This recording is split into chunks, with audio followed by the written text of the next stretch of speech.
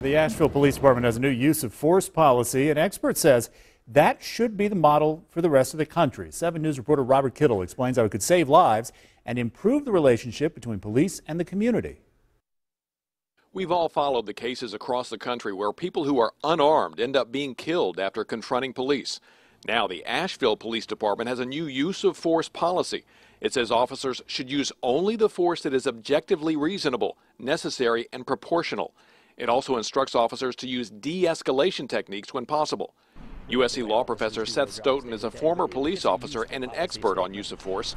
He says the Asheville policy should be a model nationwide.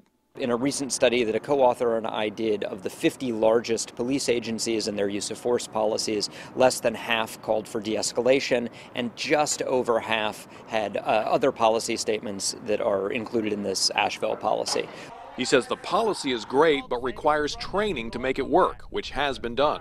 Before we could make it a finalized policy, we had to train all the officers on how to use de-escalation techniques, both in the classroom and also in scenarios. Stoughton says this policy is safer for the public, but also for police officers.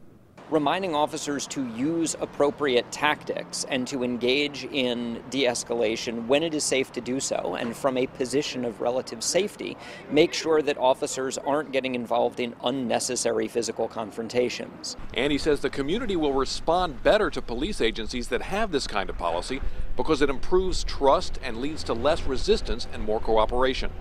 In Columbia, Robert Kittle, 7 News.